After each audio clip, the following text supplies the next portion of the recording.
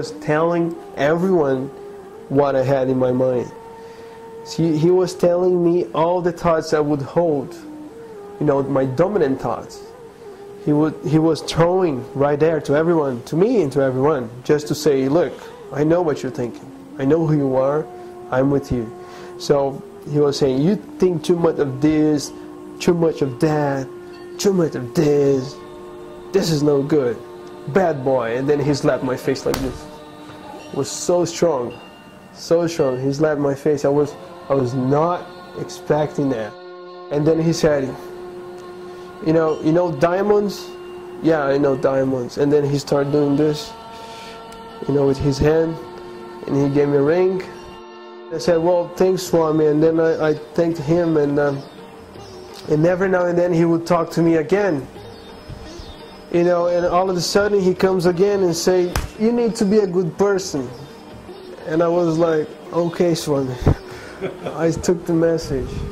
And he said, you need to be good, you need to be good, you need to be good. Don't forget this. And I had this shirt, the Brazilian flag, and then Sai Baba, and was shrinked here. You know, you couldn't see, you know, the word Sai Baba.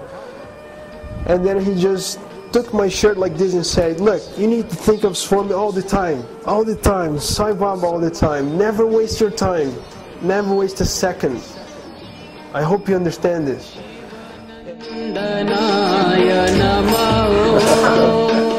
What an awakening he encountered when he first met holy man Sri Satya Sai Baba. This is the story of Kleber Piazza, a young man from Porto Alegre, Brazil. Kleber first visited Sai Baba in India in 1995. Welcome to Sojourns. This interview was recorded in January 2010 in Prashanti Nilayam, India. Kleber Piazza, welcome. It's very good to see you here in the heart of Baba land. Here we are in Prashanti Nilayam. And you've come a long way from Porto Alegre, Brazil. That's right. A long, long trip to get here to be with your Swami. Tell me about your interest in coming. We'll start with this question. What was your interest in coming this time, this year, for Christmas and New Year's? This time, well, I was here last Christmas. And see, I always have this feeling of coming to Swami, coming to put a party, to see Swami. It's always nice, you know, for me it's always nice. I don't mind the hardships.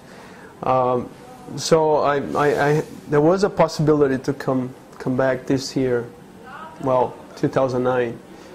And so it presented itself, and so I made it again. Another Christmas in Prashanti. Great, and another New Year's. Happy New Year's. Happy New Year. It's now 2010. It's a hardship, isn't it? I mean, it's costly, it takes a lot of time, it takes you away from your home, work, friends. How do you do all this? Well, I just moved back to Brazil. I was in Ireland, so Ireland. And now I'm back in Brazil, and so I'm still settling, deciding what to do. And I was in hope to have some guidance or some, or at least to recharge my batteries here with Swami.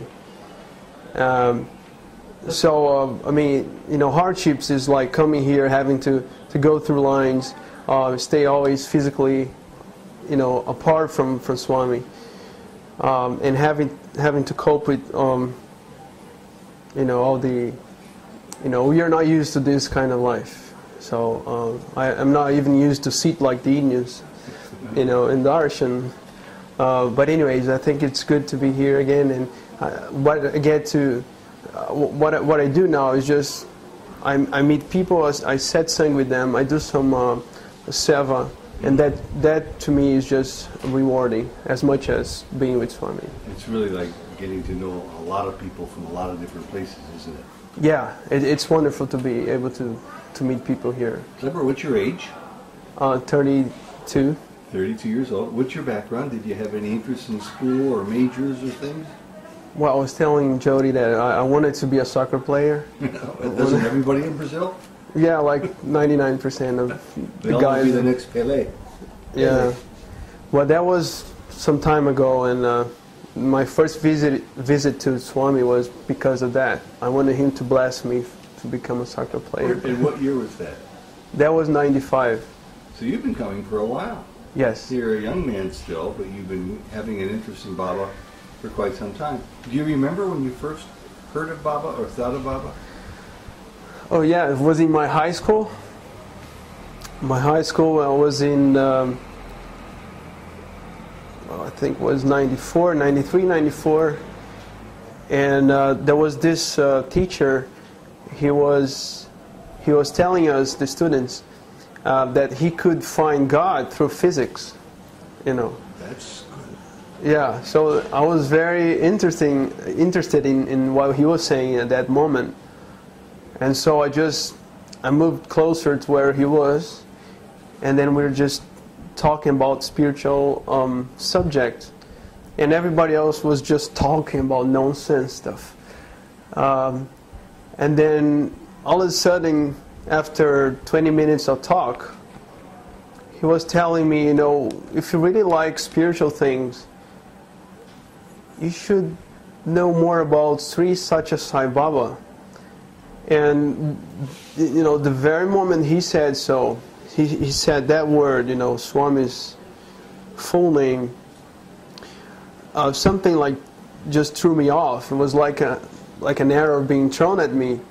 You know, it seemed like time was being slowed, like I was in a slow move, like an enchantment. And I had this voice or something telling me, I need to know about this man, whoever he is, you know, Sri Satya Sai Baba. I need to know. And it was so strong and deep that I was trying to see if there was a book in the bookstore the very next day, you know. And one day or 2 days after, I found this book. And after reading the first chapter, I knew it. I had to come to Prashanti. Do you remember the name of the book? Well, it was The Man of Miracles. By Howard Murphy. Howard Murphy. Did you know of anybody else in your town? No. I didn't know about anyone that would believe in Swami or Sai Baba. Nothing. There was no group. Nothing. Well, that sounds like that was destiny. That was meant to happen for you. I guess so. And Jody was telling me, having a chance to talk to you earlier, that even though that's the first time Sai Baba came into your life, as a young man, as a boy even, you did have some experiences, mystical experiences? Well, my family, I had an auntie that she was able to see dead people. She was, really? She was.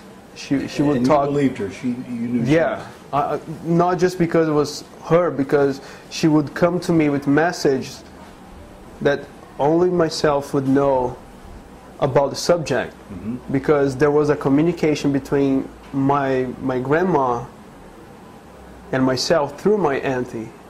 And my auntie didn't know anything about this conversation. So she could be able to verify certain things that you knew about your grandma. Yeah. And then she added to it with messages to you from your grandma? Is that what you're saying? That's right.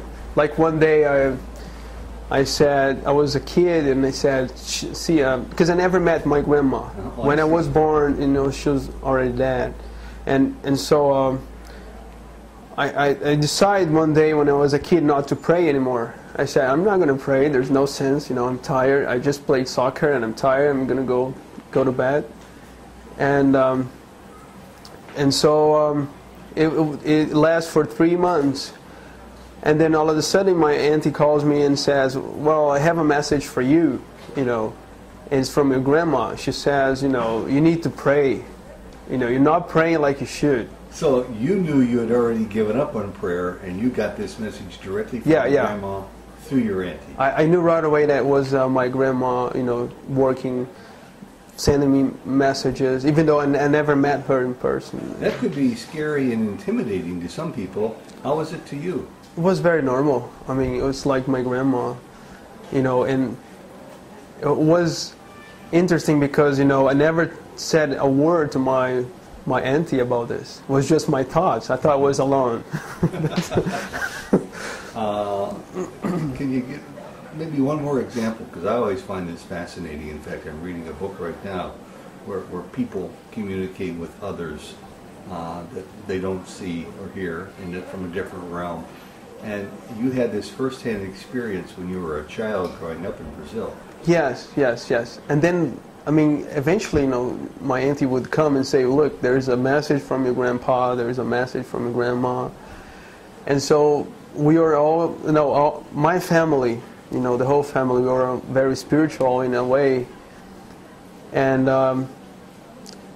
so I think when Swami came to me, it was at the right time, and I was kind of prepared for the whole move that I had to, you know, to take in my life.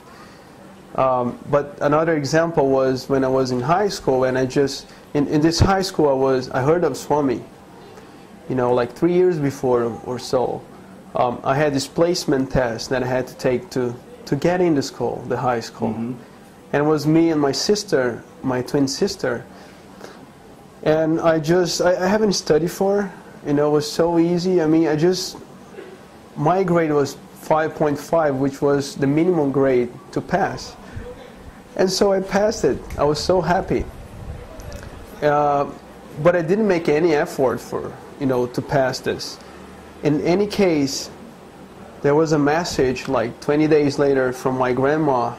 She was saying that she was very happy for me. Uh-huh. She was very happy for me because I passed it, you know, this placement test on this high school. And I was wondering, why did she say so? Because, you know, I made no effort, you know, like it was so easy. There was something behind this message, you know. And later on, you know, I think I was putting the puzzle pieces together, and I think it has something to do with my getting to know Swami in that high school. So, and once again, your grandma comes through, but to your knowledge, the messages through your auntie from your grandma never involved Sai Baba directly, did they? No, never. No. Did she ever make you feel like she was preparing you for something deeper spiritually? I mean, well, later on I would think in those lines, like maybe she was happy that, you know, because she might, you know, she's in the fourth dimension, you know, it's not like us. So she might be able to predict or to know the future.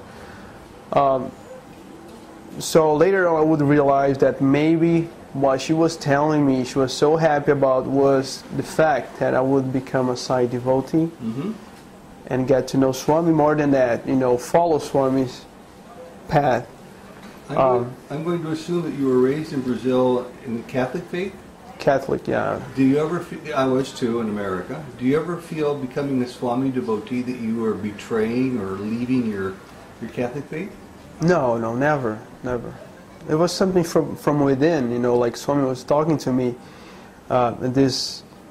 well, not actually a voice, but a feeling that was coming. Like I needed to know about this, whomever was, you know, this person, you know, this Sri Satya Sai Baba. I have never seen a picture of Swami before. I just heard this name. It was like magic. And then it was so fast. I mean, when I finished the first chapter, I just wanted to come to see him, and I didn't know how, because I didn't know anything about India. India to me was like Indiana Jones movies. That's it. Oh yes, you told me this the other day. Tell it again, what you brought with you when you came to India, because your only frame of reference was Indiana Jones. Yeah, I brought a knife. Show it again. How long? Like this. You brought a knife with you? I think that thing would protect me. You didn't know what you were coming into, huh? No, I was a Boy Scout in Brazil, and like I said, my reference was the Indiana Jones movies, and I thought a knife would help me. Wait a minute, what was the connection? Indiana Jones close to India Jones, maybe? Or was it just because it was an adventure into the unknown for you? I don't know. I don't know. I was a kid. I was a teenager. You know.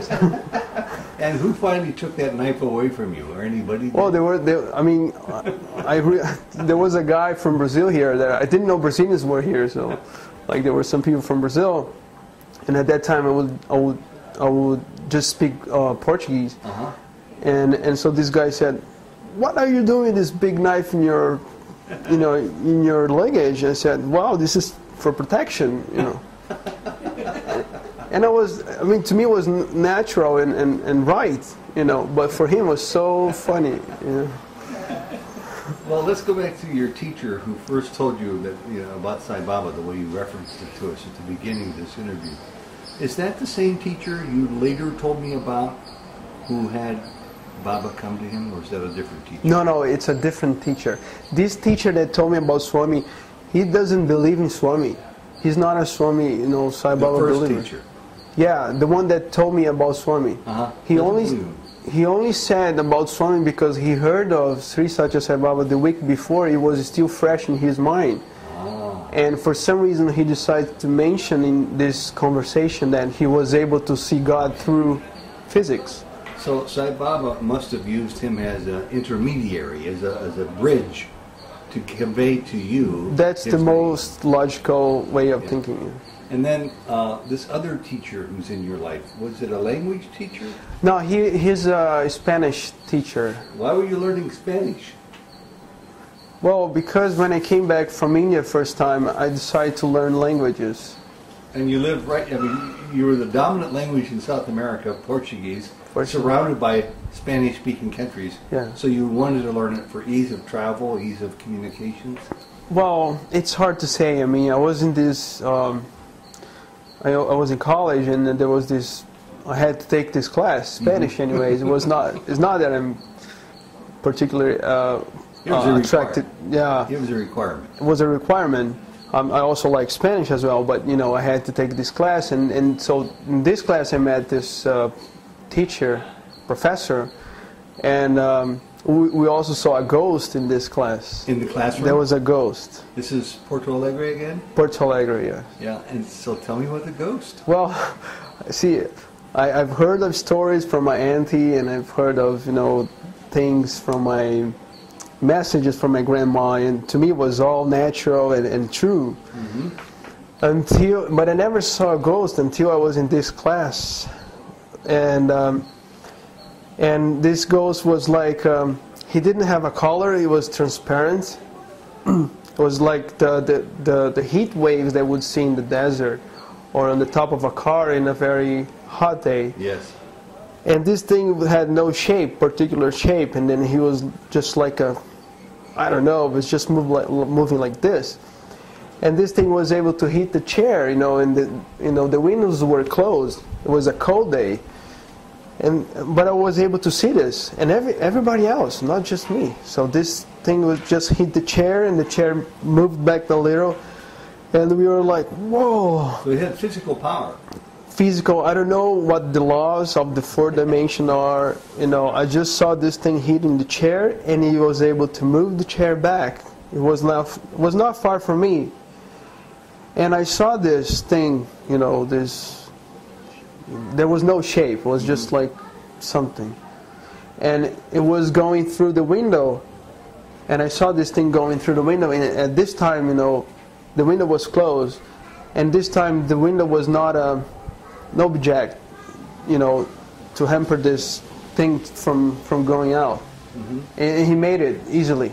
But for some reason he touched the chair, and then he just took his leave and it was never in the form of a human being? No, it was like a smoke, like a tornado or something. Yeah, transparent. And what did your teacher make of this? I mean, the students, everyone was like, what was it? You know, like, and of course there were no more class, you know, we were just talking about the ghost and the girl. But the nice thing about this teacher of mine is that he knows about Swami, he knows about Sai Baba, but he doesn't believe Sai Baba to be a god like I do. But he likes Swami because Swami comes to him. Whenever he has a pain or something, Swami comes to him in the subtle form, and he's able to see him, and he touches whatever the place is needed the most, you know, where it's hurting. And so sometimes at the corner of his eyes, you know, he's able to see Swami walking. And he tells me, because he knows I'm a Sai devotee, You know, he doesn't say it to anyone because people would not believe, and so eventually he comes to me to say, see, I saw Swami, and like this. And he doesn't believe in Swami. No, he doesn't believe in Swami. How do you make any sense out of that? Swami comes and helps him, makes him feel better, takes away his pain, and he sees him in his subtle form? I mean, I don't understand how somebody with all those blessings wouldn't take it to the next logical step. Yeah, it's hard to understand. I mean, but he's a good person, and I think Swami is coming to him because he's a good person. It doesn't matter, you know, if he believes in Swami. Swami doesn't care about this. So Swami must be coming to you because you're a good person. I don't know.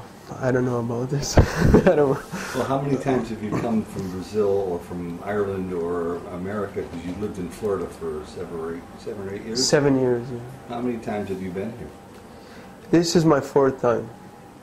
And when you come, do you have a different experience each time? Does your love of Baba grow more? Or It grows. It grows. I mean, it never goes back. It tends to expand. In my life, Swami is expanding my understanding on him, my understanding of love, and I think this is the most precious thing I have been given, you know, from Swami. You know, I was able to talk to him in '95. I had nice experiences with Swami in '95. I had an interview in '96. In '95, I had just experiences in Darshan. There was a test. In '96, I have a nice Leela. Eventually, Swami shows me that he's around. That's a nice physically. Even in the U.S., I had some contacts. You know. So what about these Leelas? You mentioned earlier that you had a couple of, you've had some really interesting Leelas. Can you describe 1 or 2 of them? Well, I mean, you know, I can describe Swami as love, you know, pure love. And, you know, I decided to go to the U.S., first staying in Minnesota, and then going south to Alabama. And I was feeling very lonely, you know, in Alabama. And there were these Brazilians that I met, some Latin American people there. They were in a barbecue. But see, I'm vegetarian. I wanted to follow Swami words and path. And there was this barbecue. I just went with them because I was alone.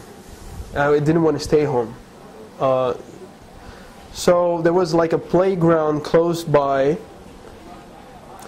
and there were lots of children playing, and I was just doing nothing and looking nowhere, and all of a sudden comes this little girl, and she, you know, she poses just like Swami does, what I used to do when he was walking, you know, like never blinking, hands together, you know, and staring at me. And she just approach it and stay away from like 3-4 meters, and all of a sudden she says, "You Indian?" You know, I said, "Yeah," and I said, "No, I'm actually no." "What did you say?" And she said, "You Indian?" I said, "No, I can't be Indian, you know. I have a friend, you know, Swami. I have a friend in India, but I'm not Indian." And she said, "Well, to me you look like Indian." And I was like, what's going on here, you know? There's no sense. And it was just a child, and I thought I needed to talk to her, you know. I needed to talk to her, and she needed to talk to me. And she was a very loving girl, you know, and then I said, "Well, what's your name?" And she, you know, she said her name, and "What's your age?" You know, I'm 6. And she was telling her story, you know. She said, you know, my father came from Bangladesh, my mom is from America, and she had this Indian looking, very well dressed, very nice, very pure girl, and I mean, we were just talking, and all of a sudden, you know, her mom just came around, and I said, "Wow, you must have a very special daughter, because she's very special to me, you know." And she said, "Yes." And all of a sudden, you know, this this girl, I can't remember her name, was like an Indian name. Mm-hmm. You know, at that time, these Indian names were all new to me, and so we were about to, they were all about to leave, and then the girl said, "No, I just want to play with him." You know, then I looked around. There was like this big playground with full of kids, you know, playing, and I said, "With me?" And she said, "Yes, with you." And I said, "Well, why don't you maybe go play with the other kids of your age?" You know, and it was uncomfortable to me, you know, to be there. And she said, "No, I want to play with you," she said. And I said, "Whoa, what should I say now? You know, I don't know." And then I was getting embarrassed. And then I said, "Look, you know, I don't know this place. This is Alabama, south of Alabama. And then maybe next Sunday I will come back here, and then we're gonna play. Mm-hmm. How about that?" You know, she was so happy, and her mom said, "Okay, so maybe we should go now. Just say bye to your friend." And when it was like the green light, you know, she started running towards me, and she gave me this nicest hug you can ever get from someone. Mm-hmm. You know, she was so attracted to me. I never had such a feeling from any of my relatives, my cousins. You know, the small cousin was. I was light, like a light is for an insect, to her, and she was hugging me, and she wouldn't release me. I couldn't understand that, and she was so happy, and then she couldn't blink her eyes, and then she was smiling all the time, smiling to me, and so she went back a little, and of course I was embarrassed. I didn't want to say anything, and you know, I didn't know where to put my hands, and so all of a sudden I said, "Well, so I'll see you next Sunday, and bye." And then she came again and gave another hug, and I didn't know what to do. You know, she was so attracted to me, and I got so emotional about this. You know, right after, and I started crying because I was alone. Mm-hmm. You know, I was alone, and this kid just comes all of a sudden. You know, a stranger. Yeah. A stranger. You know, offering, you know, her love, pure love. I never had such a pure love, not even from my close, my family. You know. And then when I was thinking about this, right after like 5 minutes, I was crying, of course. You know, and I remember that I was in my room, and I don't know if it was up in Minnesota or in Alabama. And I was asking Swami, you know, why don't you give him a hug? Because I need your hug. I need your love. And it doesn't matter which way you give me this hug. You know, you just do it your way.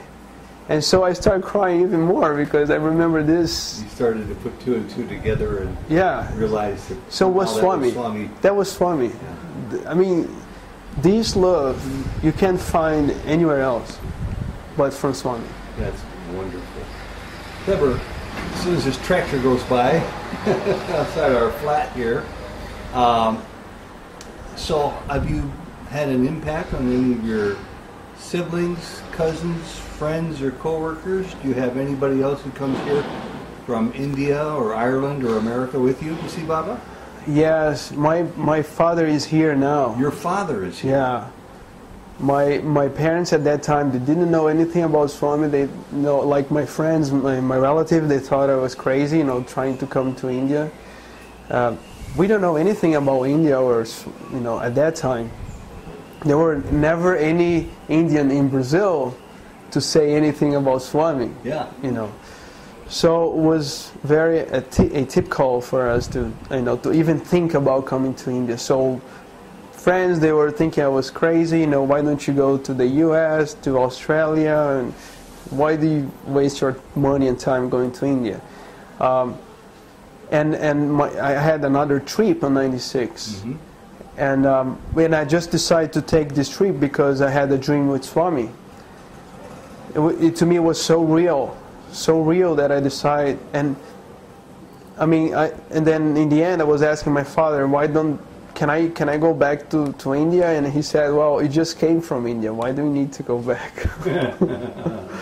So, but I had this dream, you know, and where Swami, I was flying. I could remember I was flying, and I think I was, I don't know if it was Purnachandra or Mandir, because I was here in 95. I had some experiences with Swami, but I never actually talked to him. And so in this dream, I was flying. Swami just looked at me, you know. Your body was flying. I was flying, but in a way I parked. I don't know how to describe this. I was parking, and he was the only one that was able to see me there. Everybody else was just talking. I think it was in an interview or something. And he mentally said, you know, stay there. I'll talk to you when I finish. And then I was just waiting patiently. And when he finished this talk, and he came to me and said, you know, what do you want from me? He said, what do you want from me? And I said, well, Swami, and he was speaking Portuguese. He said, I said, you know, Swami, I just want to talk to you physically, you know, like an interview or something. Even though I was talking to him, I meant physically. And so he just stopped for a while, and he said, well, I'll talk to you on 9th of August, because there will be few people here. And then after he said so, he came to me, he gave me a hug right here, and he said, I know who you are. You're a good boy, he said. I know you. This is part of the dream yet? This is part of the dream. Okay. And then we were talking like that, you know, his left arm was right here, and then we were walking towards his, I don't know if it was Mandir, I couldn't tell, because I was never inside. And so all of a sudden, you know, while we were talking, I woke up. I was in my bed, you know, full of energy. You know, it was like Swami was bringing me back to my bed, and I couldn't sleep no more. Such was the power of this talk. You know, I was full of energy. I couldn't sleep. And what did you do that August? So, see, what happened was, you know, I was just back from India in January, and I had this dream in February, 96. And, well, I just kept this dream to myself, you know. I mean, I don't know how to handle this. And then, you know, there weren't any people in Porto Alegre that would say anything about Sai Baba. No Sai Baba center there. You know. And so, then 2 weeks later, there was this friend from Rio that I met here in 95. He said, do you want to go back to India? 2 weeks later? Yeah, 2 weeks later of this dream. And I said, why? I mean, well, because there is a fair on sale that you might want to take advantage of. And I mean, I'm just inviting you, you know, if you want to come. And I said, look, I just had this dream and with Swami and it looked real for me, you know. And he said these things. And he said, maybe he's calling you. And I said, oh yes, I mean, he's calling you, but I have to go through my parents again, and you know, money, and you know, it's an ordeal for me. But he said, why don't you try and see what happens? And so I had to sell a little bit of things and convince my parents. I still had to convince my father, you know, that, you know, I had to come to India again. And he said, you know, why are you going back to India? Because you just came from there. There's no sense. And I told him about this dream. You know, to me it was so real. And well, I said, Dad, you know, you're not going to understand this. You know, so I mean, in the end, he gave me, you know, he lent me the money, and so I made it to India again. What month was it? That was the end of June '96. Okay, so you weren't here for August then? I was here for August. I stayed for 3 months. I stayed for 3 months. And did you come with your friend from Rio? And he would, well, when he comes, André, his name, you know, he comes just for 2 weeks. And so he came like in July or so, 2 weeks, and then he left. You know, but I was there, and I had lots of interactions with Swami, you know, like 95, Swami was not looking at me, he was ignoring me, like I was not there, you know. But 96 was different, you know, especially close to this date. He was looking at me, you know, like everything I would do, like, you know, put a Japamala there, you know, he would come and blast. I would get first line all the time. You get up early in the morning to go through the chit lines and you get first line. Yeah, I would get first line very often, very easily. And, you know, I mean, it was so different. I mean, when I came 95, I didn't know anything, you know, and I thought I could come to Swami and have some tea with Swami. You know, my only guide was this book, The Man of Miracles. And then I was so disappointed when I got here and I couldn't talk to Swami. But I was so naive in the same time that my first darshan, I had this letter that I wanted to give to him, because in the book it was saying, you know, you could give letters to Swami. And then I was fourth row inside of Sacrament Hall. And then I stood up when Swami was coming, and then I started walking towards him, and I basically stopped in front of him, and I gave, "Here you go, Swami, here's my letter." And nobody stopped me, you know, like. And he was just smiling like this, and he took my letter, you know. But then after that, you know, Sevadals were saying, you shouldn't do that. You shouldn't move like that. And I was just walking, and I walked towards him. Keep going, yeah. But anyways, I mean, so then the big thing about 95, before I come to this 9th of August, I just want to say one thing about 95, which was the year he never talked to me, never did anything. But there was a very special darshan where he came and he stopped right in front of me where I was. And I had a letter. I mean, I used to write so many letters to Swami, you know, at that time. And I wanted to give this letter to him. And he was picking letters from everyone in my side, to my right. Everyone to my left. Everyone above me. He was ignoring me. Totally ignoring me. I was like even, you know, trying to throw this letter at his face. But I didn't, of course, and he was just ignoring me, and I was so disappointed. There was this feeling, negative feeling coming to me, even though he was in front of me. He was like 5 centimeters of me. And I just nodded like this, and I said, I can't believe it, you know, I'm here from all the way from Brazil. It's just such a sacrifice to come here, you know, having to go through my parents and all the difficulties I had there. And you're not even looking at me, you know, you're just ignoring me. There must be a reason, you know, and you know what? I wanted to know that even though you're doing this to me, I'm hurt, but I believe you. I believe you, no matter what you do to me.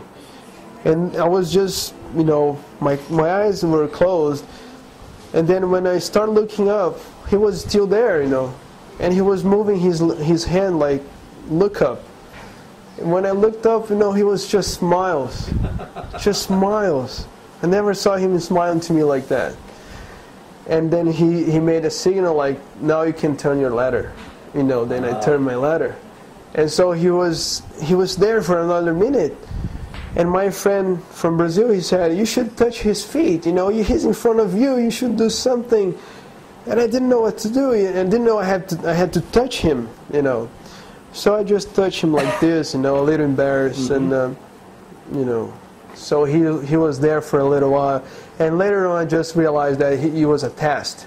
He was testing me, and I think I passed this test, and then he asked the letter as the final note of this test, you know. Well, so you've come to appreciate his tests, because he does lots of testing for lots of people for many, many different reasons. So that was a real, you graduated. Yeah, maybe that was my graduation for the interview, I guess.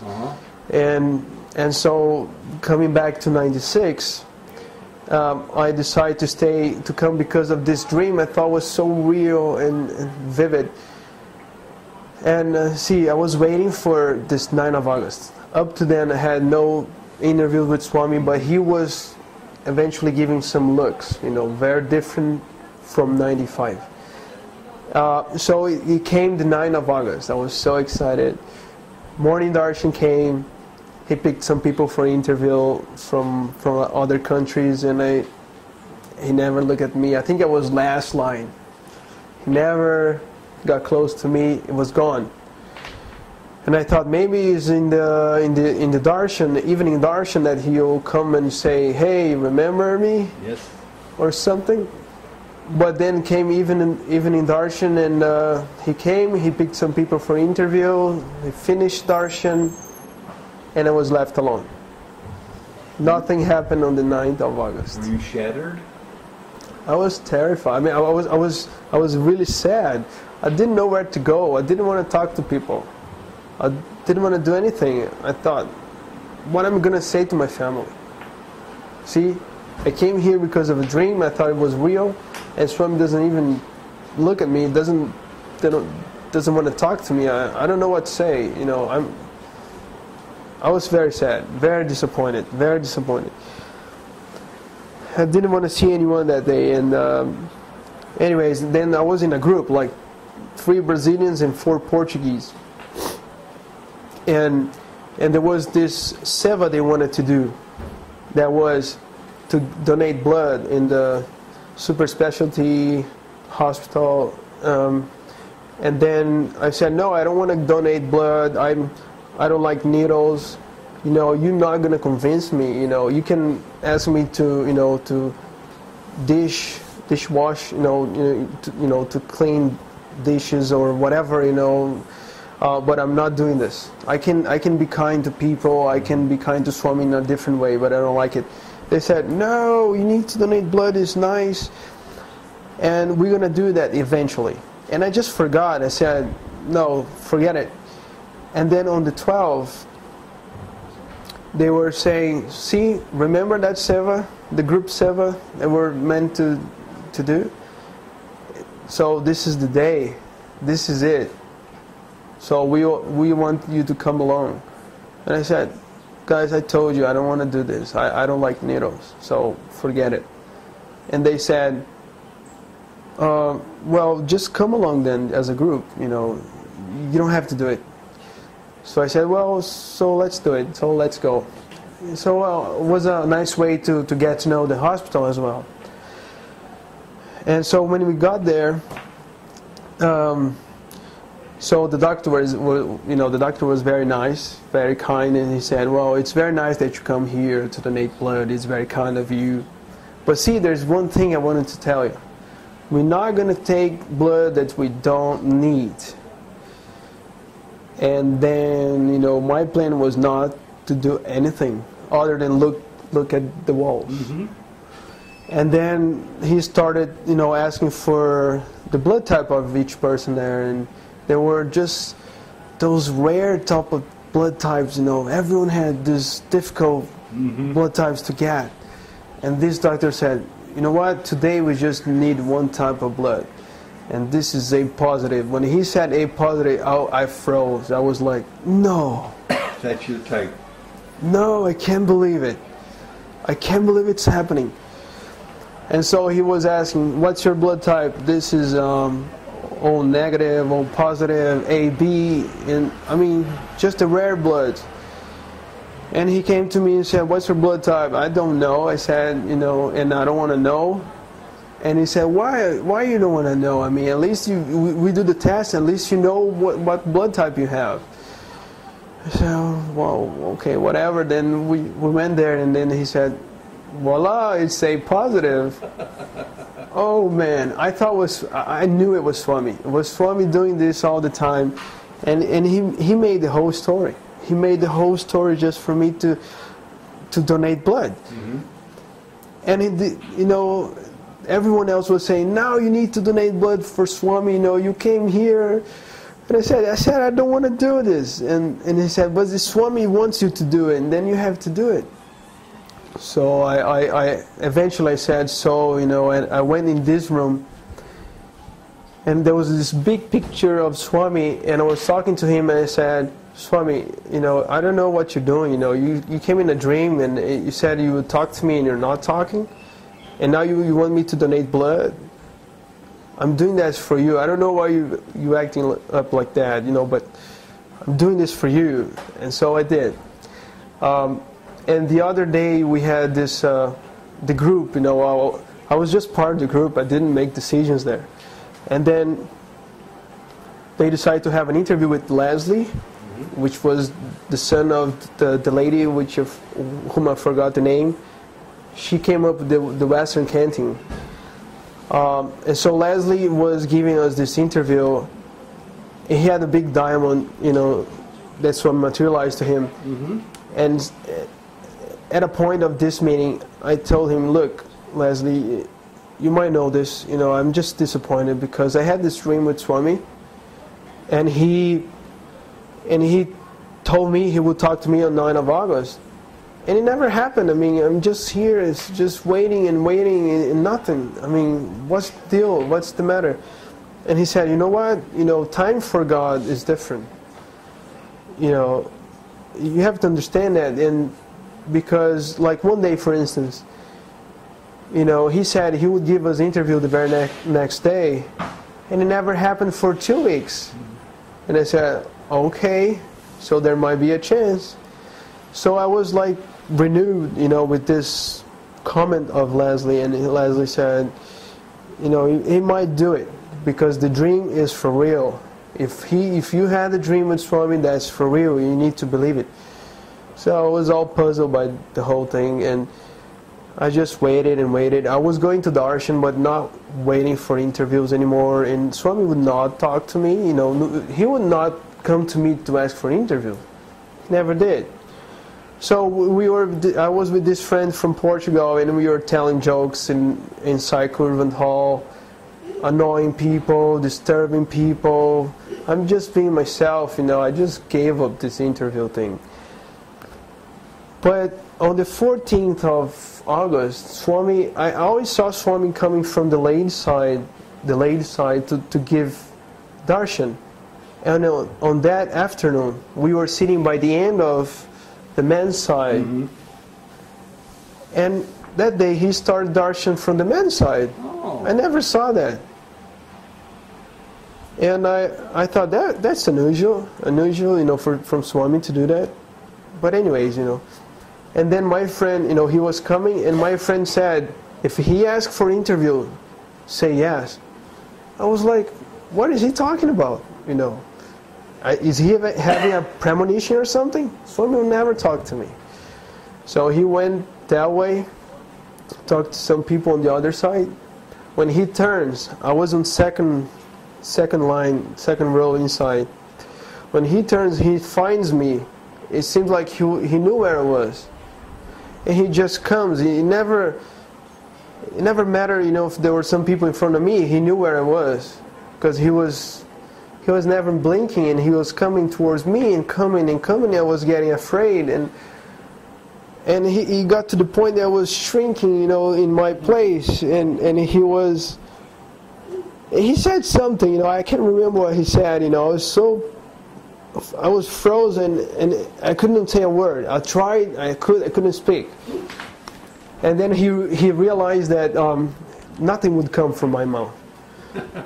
So he just shifted to the other guy, Valdemar from Portugal, and they start talking, and I didn't know what was going on. And then all of a sudden he says, go. And that goes mean, go for the veranda, you know, and go for interview. And then, you know, everything started changing. You know, like this slow motion type of feeling took over. And then we were walking towards the veranda. And then, you know, at the end of darshan, you know, Swami comes past me, and he says to somebody else, like a VIP like Ted, you know, in the veranda, you know, he says, oh, this is small group, isn't it?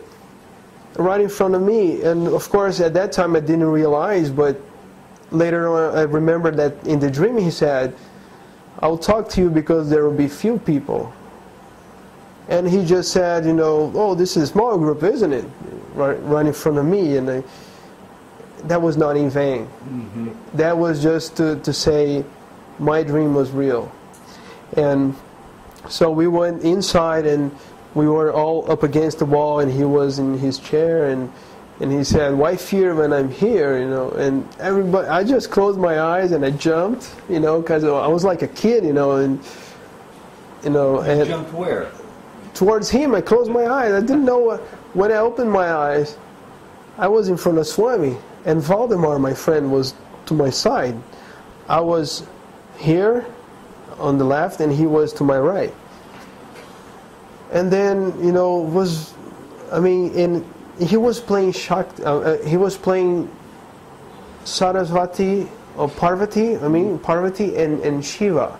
He was being Shiva with me, and Parvati with my friend. And he was touching me with Shiva side, and he was touching him with, you know, like Parvati side. And he was being so loving to him. He was saying, "See, I know you. You've been here for 3 years, and I know you. You're a good boy." And different from the dream, he didn't say I was a good boy. You know, at the beginning he was just looking at me and doing like this. And I was, whoa. And then I didn't know if I should talk to him or not. You know, I didn't know what to do. You know, I was never in front of him. And then I asked my friend Valdemar, "Can I talk to him?" You know, like, and he said, "Of course you can do anything here in the interview room. It's different from the outside, you know." And then he would, every now and then he would look at me, he would look at the other person, you know, like he was reading our minds. And then when he came back from the inner room, you know, that there was there, and he came back, he was looking at me like this, and he said, "What are you doing?" And I had just finished my high school, and I said, "Swami, nothing. I'm not doing anything." So he said, "You're lazy boy." He said, "You're lazy." You know. And then he started saying, you know, "Look, you're thinking too much about this." He was telling everyone what I had in my mind. See, he was telling me all the thoughts I would hold, you know, my dominant thoughts. He was throwing right there to everyone, to me and to everyone, just to say, "Look, I know what you're thinking. I know who you are. I'm with you." So he was saying, "You think too much of this, too much of that, too much of this. This is no good. Bad boy." And then he slapped my face like this. It was so strong. So strong. He slapped my face. I was not expecting that. Everyone was astonished. Everyone in the room. Like, he was being Shiva, you know, all the time to me. And I wanted Parvati, and she was giving me Shiva. And so I said, "Uh-oh, I must have done something wrong." You know, I always thought to be a good boy, you know. And then he said, you know diamonds? "Yeah, I know diamonds." And then he started doing this, you know, with his hand, and he gave me a ring. I mean, he just showed me this ring, and then he decided to give this ring to me, and so he gave me the ring, and he's. Is a diamond ring, like 3 pieces. So he gave to me and said, "You know, look, this is for protection. Diamond, you have to change your thoughts." And I said, "Well, thanks, Swami." And then I thanked him, and every now and then he would talk to me again. You know, and all of a sudden he comes again and say, "You need to be a good person." And I was like, "Okay, Swami." I took the message, and then I said, "Okay, Swami, that's it. I'll be a good person." And I don't know why he was saying so, but he was saying to me like that. And he said, "You need to be good. You need to be good. You need to be good. Don't forget this." And I had this shirt, the Brazilian flag, and then Sai Baba, and was shrinked here. You know, you couldn't see, you know, the word Sai Baba. And then he just took my shirt like this and said, look, you need to think of Swami all the time, Sai Baba all the time. Never waste your time. Never waste a second. I hope you understand this. And basically, he was telling me everything. I was not being able to ask anything. He was telling me what to do. And at a point he said, look, I'm going to bless you for your studies and your work. If you do anything else besides this, you're on your own. I will only bless you for studies and work. You make no mistake about it, he said. So that was the message to me. He was saying, he was all saying to me, look, you need to think like a human being. You're not an animal. You're like a human being. You need to understand that. So he was tapping here on the chest and looking to the ceiling and saying, I am a human being. You need to be proud of that. I am a human being. So that was, his messages for me. But there were two other things that they threw me off in this interview, that I always thought Swami to be God. Since the beginning, I had this feeling. He was very important. He was very powerful. And he was with me. He knew my thoughts. And so all of a sudden he asks a lady to come inside. I mean, a person. I don't know if it was a lady or a man, but he shuts the door, and there is this lady from Portugal, and she tries to arrange the letters that Swami brought from Darshan, from the devotees. And I think she was trying to please Swami in this basket where he laid the letters, and she was trying to organize the letters in her way. And Swami, after she did so, Swami opens the door after like 10 or 15 seconds, and he was not seen. He opens the door and he says straight to her, "Why did you move my letters?" And everybody was, whoa, what's happening here? And then, that was one thing, but that was not the end, because towards the end of the interview, he was asking someone, who's going to help me to give vibhuti to the men? Because he materialized for the women, and for the men, he gives in small pockets. Mm-hmm. And he was about to do so, and he said, who's going to help me? And so he said, the guy from Italy, on my side, my left side, he said, I'll do it, Swami, I'll help you. So to get to the other basket with the vibhuti, he had to go in front of me, in front of Valdemar. It was tough for him, in a way that he tripped. And when he tripped, he touches this basket with the letters, and these letters just amazingly, they just get back to the same position as he placed them in the first place. And it's not possible. I can't believe it. Was just like, if you're watching a movie and you reward it, to the point. I mean, it's just the same. You can't understand this. I couldn't understand that, and everybody else saw the same thing. It was not just me. It was everybody else. And to me, that was astonishing. Even if you try to put it with your hands, you would never make it.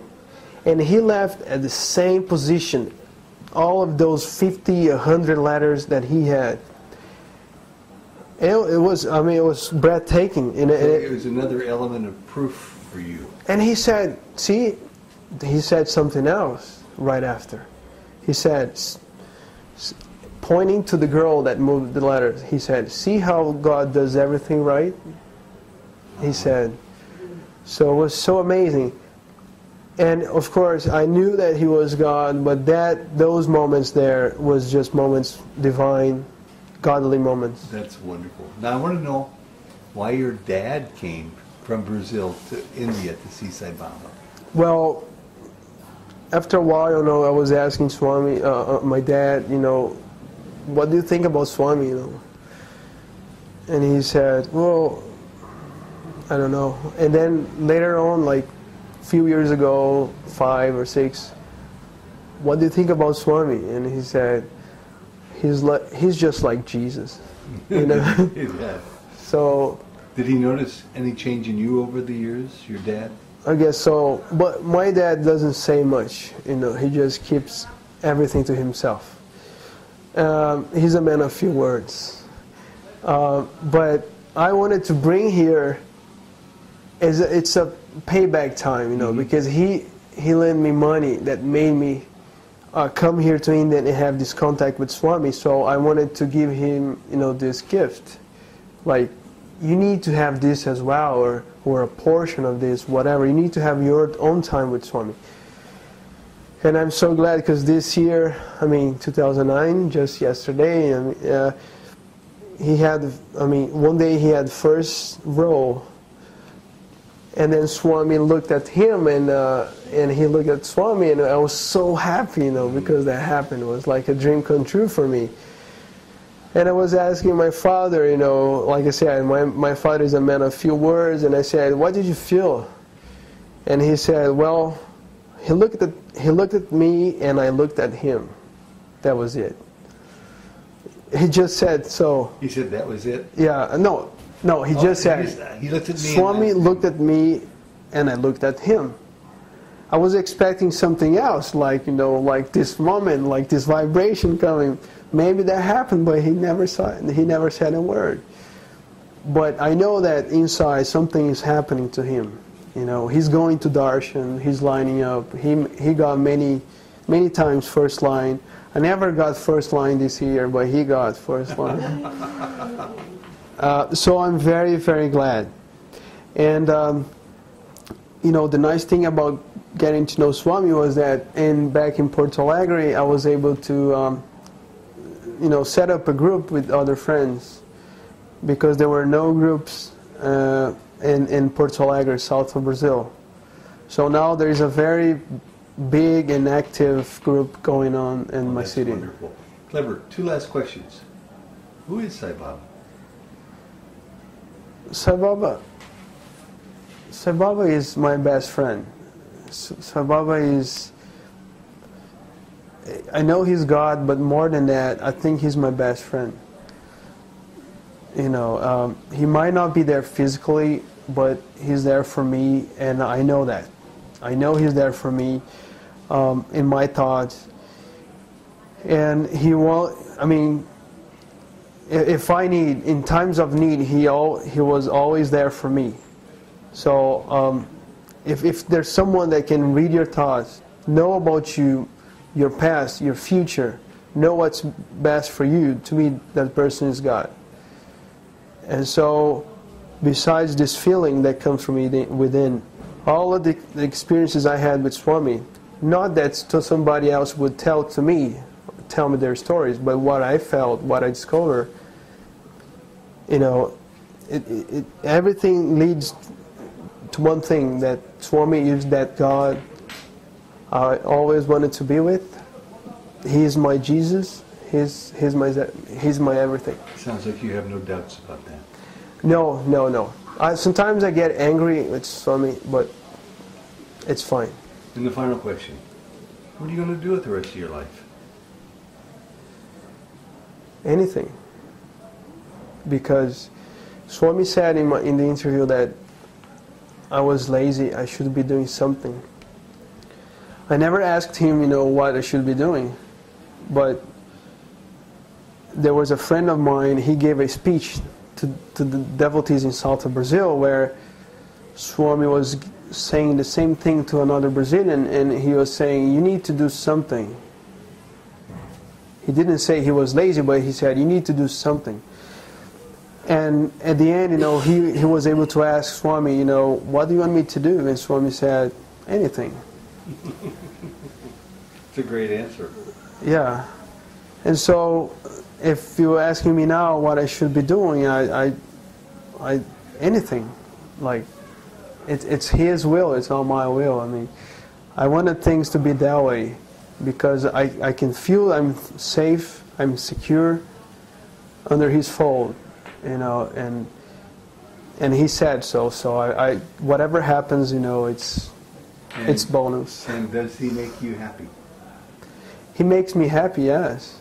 I mean, you know, everything I got to know from Him, you know, that, you know, I'm with Him, and then that is just when we die, and then we just go to another level, and life continues. And I want to be with Him. I want to be one of His soldiers, like I wanted to be for Jesus. And so it doesn't matter. I just want to be with Him. It doesn't matter who I married. You know, it doesn't matter where I go. U.S., Ireland, and Brazil. In fact, you know, in a dream he said, I was in Ireland. I want to go back to the U.S.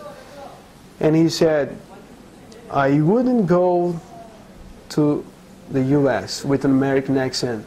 And then he said, but with an Irish accent. So I decided to stay in Ireland. And right after he said, you know what? There's no country between us. He wrote in a message in this dream, you know, like using the U.S. as a country, you know, because I wanted to go back. And he said, no, you know, he didn't say no. He said, I wouldn't go, if I were you, I wouldn't go to the U.S. Right before the, you know, the economic crisis. I think he was telling me about this. But he said, you know, there is no country between us.